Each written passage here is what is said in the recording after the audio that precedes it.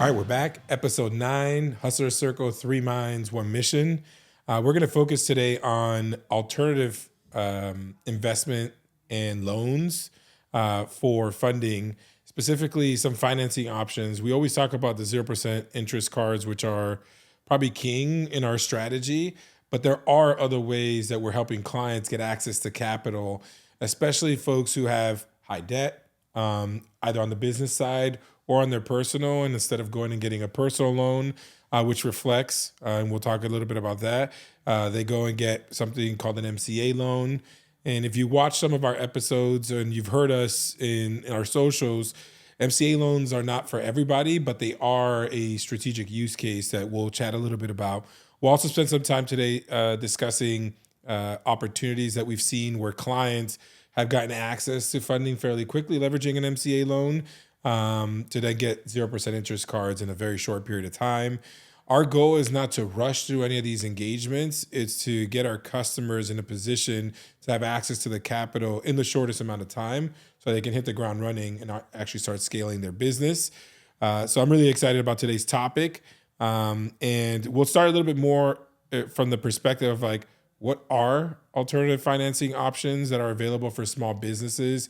I did mention and MCA loans, which I'll let you, D, kind of give a little bit of perspective, or Al, but also traditional business loans, lines of credit with specific banks that you bank with. Those options, with the exception of the MCA, like lines of credit, business loans, require a lot more work, and your business has to be in a certain position to be open to that opportunity. Taxes need to be filed. There's just a lot more hoops to jump through. But let's chat a little bit more about like the other available financing options that small businesses have, like MCA loans. I don't know if either of you want to take off. No, you specialize. So for people that don't know what an MCA is, it's a merchant cash advance, and effectively what they do is they don't care about your personal credit so much. They care more about the monthly deposits that you have on your business checking account. So that is one of the only primary factors that are taken into consideration when they're going to hand you out money. Now, these merchant cash advances, if used the right way, can be the catalyst to really get a client the business funding, right? We can, go over a few examples shortly, but the other advantage of MCAs is that they're getting the funds within 24 hours, which is cool because knowing, the difference between a statement closing date and a bill due date, sometimes the matter of when they get the funds in their account, it directly impacts the when we can do the traditional business funding. So, there's been times where the three of us have been like, no MCAs, no MCAs, no MCAs. But, when we kind of got to our, the drawing board, we were thinking, how can we use merchant cash advances and inject it into what we do for clients, right? So a good example, and this is something we've been able to rinse and repeat like at least 10 times in the last, 4 or 5 months is, let's say, for instance, you're a business owner and you have all of this debt tied up wherever. Let's just assume it's on the personal side because you've been focusing more on making money versus segregating things or putting your finances or your balances here on the business and leaving the personal by itself. That's typically the case of what we see with clients. They commingle everything, which is fine. That's just what the reality is. So in this example, let's say you owe about $40,000 on personal credit cards. Now, if you really look closely on your statements, you're at about 30%, 28 to 32% interest on those credit cards compounding every month. It's a hole that's very, very hard to get out of, especially when you're not getting a high amount of injection of cash on a daily basis. So if your personal credit's tied up, and let's assume you're at a 640 with all of that debt, but you have cash deposits on your checking account on the business side, the MCA company will go ahead and deposit about 25% more or less of what your monthly deposits are, and then you get prepayment incentives. So merchant cash advances are not, in my estimation, the solution. They're part of the solution. So if you're able to go ahead and pay these things, the merchant cash advance within 90 days, you get prepayment incentives. So instead of you being, let's say, at whatever their factor rate is, which in reality is interest, instead of you being at 35% or sometimes even 40%, which is what they charge, they got you out of an immediate situation that you're in, that you're able to lift the cap space in this example on the personal credit cards. But more than that, if you are able to line up your profile properly, and then now that injection of capital has lowered the personal credit card balances down. Now you're funding eligible. So now you can go with the traditional tier one banks like the Chases, Amex, or Wells Fargo, Bank of Americas of the world. And then now when you get the traditional business funding, now you can do what? Pay back the MCA, Merchant Cash Advance Company, within that parameter of 90 days. And now your prepayment incentives are exponentially greater. So now you effectively have gotten two different sources of funding. And now you're walking around with a better credit score than you ever had before. And you have business funding and you had a paid off. And at this point, you have a paid off MCA, which if you need to go to the well again, they're going to give you more multipliers of what you had gotten previously. So that's an overview of how we can connect the dots with a merchant cash advance company with what we're trying to do for business owners that we deal with on a daily basis. So, and we also have our own experience on, getting merchant cash advance, especially when we were younger. My brother, Alex, is the one that handled it mostly. So, he can give you feedback on what that looked like. Yeah, merchant cash advance loans are great, but they're also very risky depending on what kind of business you're in and what your true profit margins are, and if your business can afford to pay that daily withdrawal. I don't think it's for everybody. I don't think it's for every business. I think it's a case by case thing, and even on our end that we make money off of these loans and these products, we take our time in making sure that we're giving these products to the right clients, because today the call is, hey, I need help getting cash for my business, and then a month later, if you give the product to the wrong person, it's, hey, I need more cash for my business because they didn't do the right numbers and the trajectories, and then now they're underwater a month later. So you want to make sure that you're giving those products to the right businesses that can afford them. And like you said, it's a great part of the solution, but it is not the solution. So it's awesome to help bring down your credit card utilization so that you can qualify for those 0% interest products, which are, have a much better runway and can help your business much longer in the long term. Yeah, so that's good because so what I'm hearing is on one side you have the ability to leverage an MCA loan to lower debt, whether it's on the business or the personal side, to open up access to better styles of business funding, which is our 0%, or even actually we've seen instances where a client uses an MCA to pay down an old line of credit that was given to them from Wells Fargo for like $30K, 12 months ago, and they use that as an influx to increase their business marketing spend, et cetera. And then now they want to pay it off to get a big loan from that perspective. So instead of using their personal to pay off that MCA, to pay off that lock, they're using an MCA to pay it off. It doesn't actually impact anything, personal or business, because it's a separate entity, and that's where I'm like this unique case by case basis, which you mentioned, Alex, is how we operate and how we focus with our clients, because it's not one size fits all, especially even with the 0% interest funding. It's not. Like we have clients that only want cash, but we educate them on the ability of using the 0% cards for most of their purchasing, if not all of it. But some of them still want the access to the cash because they may be doing something that's off of a chargeable instance. Yeah, like when I have conversations with clients and they're like, "Oh, but I don't need credit cards." I'm like, "Bro, it's just a very ignorant statement, because you always need credit cards. Every single day, all your micro spending, it's either on a debit card, cash, or it can be on a credit card, whether it be your gas, your food, your light bill. A lot of car companies, you can pay them with your credit card. So like me personally, I don't use any money out of my checking account. Only if it's going to like an investment account, like my Coinbase or my whatever investment account I'm using that I have to actually put dollars. Yeah. But all my micro spending and shopping goes on my credit card for many reasons. One of them being that it's easier to fight the chargeback, and two, I can just track everything on one screen instead of using a bunch of different accounts.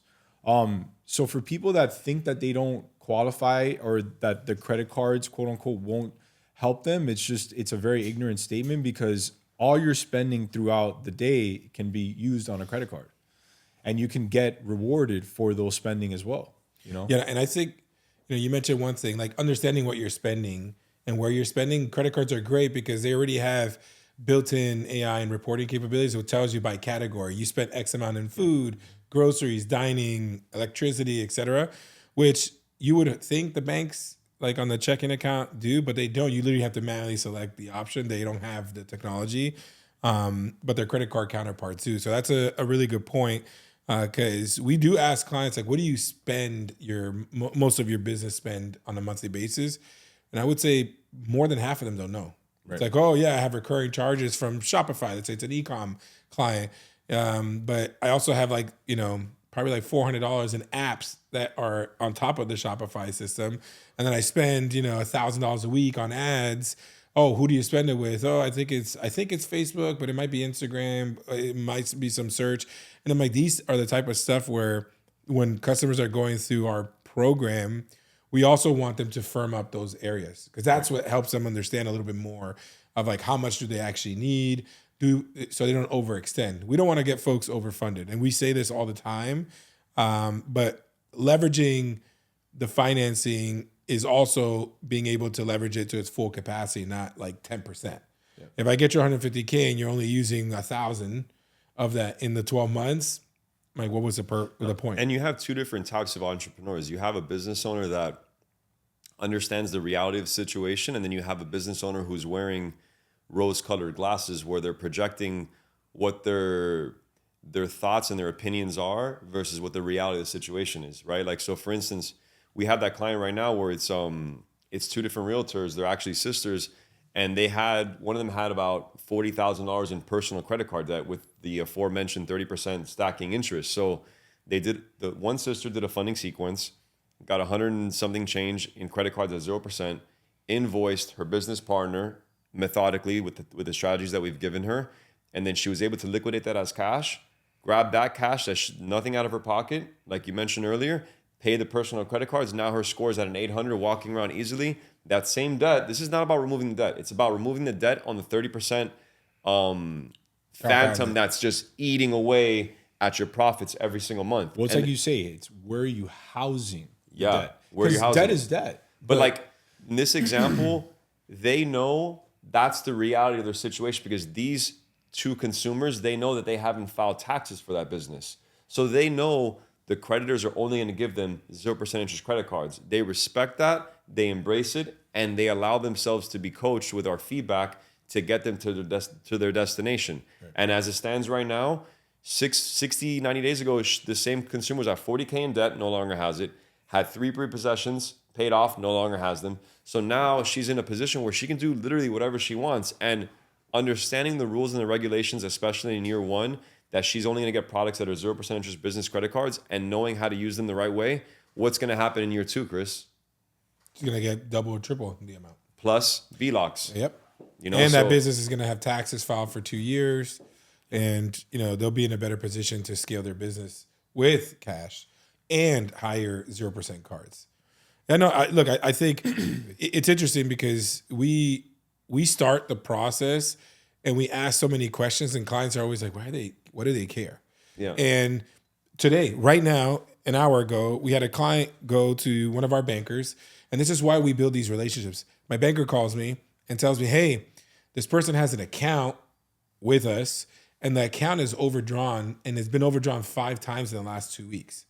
And this is why, it's a learning opportunity for us. I never ask, how much cash have you been overdrawn? Yeah. Because I'm like, I don't expect a person who is seeking business funding to be overdrawn on their business checking account while they're going to get access to credit. Right. It's mind-boggling to me. No, and then to not mention it.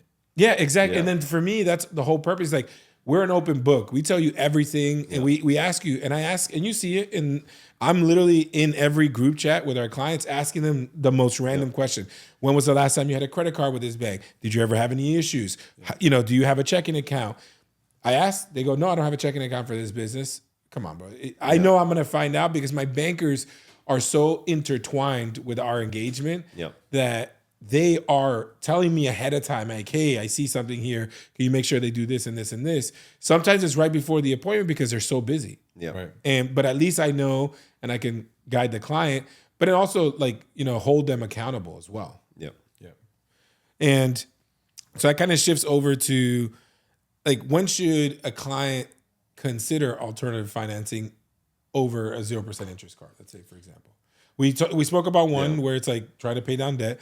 But let's say that is not an issue and they need the capital and need it in cash, let's say, for example, which I'm like, we've all spoken about this.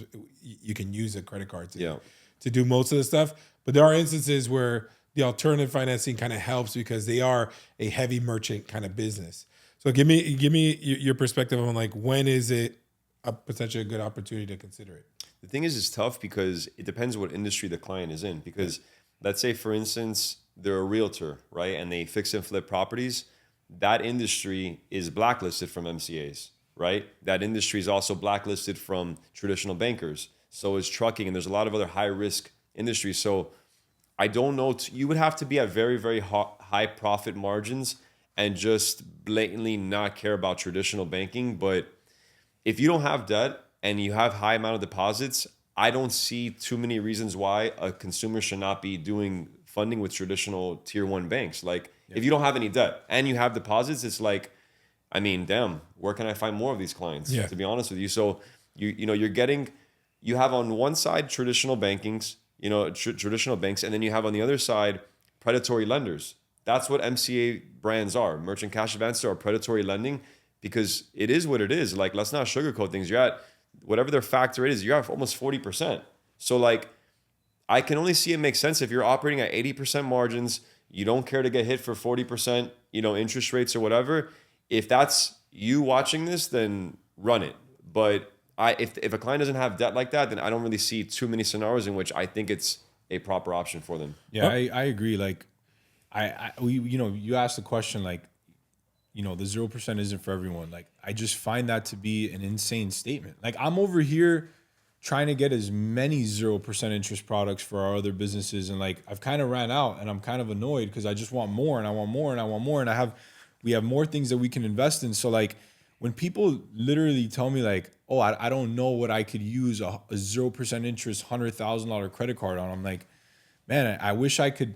Legally we're not allowed to tell them what to invest in, but it's like there's so many different things you can do. You can't be afraid more than anything. You just have to take a leap of faith. I mean, there's a million things you can invest in. Real estate, Bitcoin, the stock market. We're seeing everything kind of boom now. We're going through the beginning of that cycle where inflation's going to come down and people are going to start spending money again. Yep. So it's like you can invest really in anything. You can open up a food truck. Yep. You can open up, like, there's a great business that was parked in front of your house yesterday that I was just looking at, and I was like, man, if I had time on my hands, I'd probably start one of these. It's a mobile pet grooming service. Easy. There's a million things you can use a credit card with and invest in to give you a revenue back every single month. You just have to not be afraid. Yep. Yeah. No, and I think it's a case by case basis, but also like the MCA component, there's a specific use case that we believe it's helpful, but that daily, It's cost is a burden. Why don't you go over that real quick? So like they can know, like they're gonna get funded within 24 hours. Yes, they're gonna get cash, but like maybe walk people who don't understand like what is the payback terms look like on a however. So the average MCA payback is a daily percent that is taken from your business. So let's say your business has $1,000 and you took an MCA loan for 40 grand. Let's just use that as an example. They're going to want you to pay that back in a very short period of time. You have incentives to pay back within 90 days, 6 months, 12 months. And I'm like, some of them go to 18, but at that point, you might as well just like ask your neighbors for their money. Yeah. And that's with the amount of interest you're going to be paying. Yep. And the way they structure it is they lump their fees on top. So what you're paying probably the first 3 months is all the overage interest. Yeah. And then you start paying back that, that merchant. And you're paying probably like anywhere between $500 to $600 a day at a 40K or 50K, kind of loan in that perspective. I mean, and that automatically gets taken out every morning, regardless. We've gotten a lot of them. And I can tell you that we've gotten 3-month ones, we've gotten 12-month ones, 6-month, 8-month, 9-month. And for the business that we had at the time, it was great. Yeah. But imagine if we would have known what we know now and how to connect the dots back then. You lift the cap space here to open up the floodgates over here to be able to do this and then be able to do that. So the reason why the MCA companies give the clients these prepayment incentives to pay within 90 days is because why? They want you to get another one. Yes, but they know you're not going to. like the odds of people paying it within 90 days are very, very low. So that's why they're going to slice their factor rate at 40% down to 20. So when we do it methodically with clients, we do so in a capacity where once that button gets pressed and they begin the MCA, we're trying to get it paid within 90 days so they can only be at 20% plus compounded with all the 0% interest products. And now you're at a blended average of 100K. I mean, 10%. So, I mean, look, it's not for every business, like we said, but we were in a scenario where we needed it and it worked out great for us. It does get old. I'll tell you that. Let's say it's a 90-day loan. At the 60-day mark, it gets old. Yep. But sometimes you got to do what you got to do to save your business and to keep the business scaling. And I'm grateful that we can offer this to clients. And I know a lot of clients that we've gotten them approvals are grateful for it as well, because it's helped get them out of a bind. Yep. So, everything is temporary and the deposits are temporary too. I think that there's even ways that after let's say you get like a 6-month loan, after 3 months, you can call and renegotiate the terms. Yep. They're not going to knock interest off, but if you're paying $200 a day, they might go down to $180 a day and extend it. Yep. So you can just get creative with it. Yeah, no, and look, and like we said, the devil's in the details, and the program works for certain businesses. Yep. And we want to make sure folks are aware of what's out there and not just focus themselves on trying to see the next 12 months to lower their debt so they can get access to 0%. There are ways to do that within the current constructs of the business programs that are out there that can actually not put them in a position where it's 6 months of daily $500 taken from their top line, whether they hit $500 in sales or not. Yeah. But like I said, I think there's a potential, but there's also the inverse. And we try to coach a lot of clients on, if they do get access to 0% interest cards, they have to be responsible too. So there's a lot of risk in relying solely on credit cards too, and not focusing on, do you have enough cash to supplement that in the next 12 months? Yeah. So if you're an existing business and you're spending outside of your means, that's where I believe the 0% interest cards can help you, only if whatever you're spending is going to return at least greater than 0%, which mostly everybody would be in that position, but definitely not $150K worth of credit cards that you spend $150K in 6 months, and then you're up to your neck paying those back because you don't want to be in a position where month 13 comes around and all of a sudden you're at 21% interest against a 12 months worth of interest, because that all comes back to you at that point. Yeah, and if you think about it, this entire conversation that we're having in pretty much every episode, it just all ties back to your credit. If you're going to get into a business and you don't have an investor and you're going to finance it yourself, if you don't have good credit, I'd probably be careful getting into that business, because you're going to need more money at some point. And if your credit file is not where it needs to be to qualify for SBA loans or 0% interest financing, or even a merchant cash advance loan, because to get a merchant cash advance loan, you can't have a 500 credit score. No, it's got to be somewhat decent. Yeah. Everything ties back to your credit. If you're at home and you're listening to this, if you have a bad credit score and you do plan on being a business owner someday, now is the time to get serious. Don't wait to have to get ready. Be ready. And it's just, I'll always harp on that on every episode, because for many years we almost drowned. We almost lost our own businesses for not having the right credit file and having the right relationships at the bank. So that now we have this knowledge, it's kind of a personal thing for me, because I hate hearing about businesses that can't scale or can't get to the next level or do the next big thing or come out with the next big product because they don't have access to the right capital. No, and this knowledge is it really is power, because I know when I'm speaking to a client, I see if certain things are connected, I know that they have a specific destination. But if the client can't see it, and the team has tried numerous attempts for them to get them to see it, then it is what it is. Yeah. Because this type of engagement, we know it requires reciprocity. It requires the client being as engaged as we are. And if that's not the case, then, there's just no point in even getting past step one, because if they don't see the vision that we understand exists objectively, then, we have other clients that are ready for that, So it's a tough dynamic. And I think this year we've been able to really understand the pros and cons of working with specific clients, looking at the red flags, knowing when to call it quits, knowing when to cut our losses, and ultimately saving as much time as we can on our side so that we're not in a place where like, bro, we're beating up. Cause like, bro, we've seen this. We've had clients where we spent hours and hours and hours, and, you know, at the very least, we don't even receive gratitude, much less even compensation. So, you know, this year, at least for me, like kind of like, you know, we're at the end of December now, we're in the middle of December. So at least like kind of thinking back to how this year has, you know, evolved or blossomed, it's been very, very good. But I also want to make sure I keep very close to us the learning moments and the educational moments that we've had past us, so that those things don't happen, so we don't hit a ceiling. Yeah, maybe certain clients hit a ceiling where like they don't have any more money, but I don't want us to hit a ceiling where like our time is what's being constrained. So, yeah. And I think it just goes back to what are we offering, and how do we ensure that we know like all the alert signals that flash, because this business is not tough. It is hard to get a client ready. It's hard to get a client aligned, but we've been very successful at getting folks access to capital. But on the flip side, we've also been very successful at getting bamboozled by people who are not honest like that, you know, and maybe it's, you know, not purposeful. It's just they forget.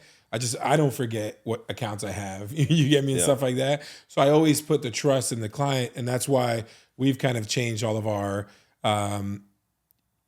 processing, how we intake clients, the questions we ask, and we're always, our SOPs are always evolving because we get surprised, and then we think we've covered everything, and then all of a sudden there's something new, and we're like, wait, what? Like I never thought of this, because I'm like, you don't think that, folks. This is not like me trying to get, I don't know, a pair of Jordans that I'm gonna fleece somebody and be like, hey, I'll undercut you, pay you 180 when these shoes are selling for 300, and you know they're fake, and the guy's gonna fleece you for it. So that's like, in my head, these are business owners that are in need, not like someone trying to get an SBA loan in 2020 and then go get a Lamborghini when everybody else is struggling because of COVID. Like in my head, that's the way I've been thinking, because we've seen the real cost of folks getting access to capital. We have a plumber that legitimately 3 weeks ago was introduced by someone who already got funding for us, through us, and he needed access to 100K. We were able to send him to the bank, and within 72 hours, get him $175,000. Yeah. Like $30,000 in a line of credit, 145K in credit cards, and all he needed was 100K. Why were we able to do that? Is because he listened to us, he paid something, and literally that day we met him, he paid it, in 2 days it reflected, and we were off to the races. Not every case is like that, but he had a business. It was 2 years, he paid taxes, he had the returns, and we ran with it. And I'm saying, like, I hope all our clients are like that, but not all of them are like that. So we try to educate everybody to see you can be like this. And look how easy this is. You just have to follow the course. And I'm like, I'm not going to make you do anything that we haven't done. Yep. Everything that we put out there, we've physically done it for our businesses. Yep. No, like the perfect client for me is a submissive one. Yes. Like just do what we're telling you to do. That's why you're paying us in the end. And that's what we're here for. We're not here to be questioned. We're not here to be told that there's an alternative. We've already thought of the alternatives for every case. We've thought of what relationships you have, how long you've been in business, what do your tax returns look like. So we're kind of sculpting the perfect house for you. We're the architect on how to get you the money. You just need to sit back and follow our instructions. And I've seen that when clients don't follow our instructions, that's kind of when things don't work out the way they need to be. Yeah. No, and if they, I mean, and that's with anyone. That's not just with clients. That's with affiliates too. Like, honestly, I've pulled back from certain affiliates already this part of the year because it's just not there. Yep. It's not there. Like, it was a lot of, when I start seeing that I'm just talking too much to someone and there's not money being exchanged, and we're talking about business and there's no money being exchanged, but we're talking about business, I'm just kind of good. I'm going to pull myself back, because our time is bread. And at the end of the day, like, I don't even care who it is. Like that example of that affiliate. We have another affiliate, not affiliate, excuse me. This guy does funding, supposedly. This whole grand hoopla. I need help with my clients for just inquiry removals. All right, cool. Don't worry. Inquiries are actually very easy for our team. We got his inquiries removed within 48 hours. I think it was out of 48, 42 were deleted, right? And then after, when it came to the invoice, what about this? What about this? I'm like, brother, this is the price. This is the price. I ended up telling him, hey, I'll do it for less this one time. There's not going to be any more invoices in the future, because why am I going to go back and forth with you, waste my time After the work's been done. after the work has been done, after I told you, look, in this new relationship, my companies have 1,000 reviews. My companies have produced millions of dollars. Like, I don't know who you are. And even then, I'm going to do the work first, prove concept, I'll bill you after.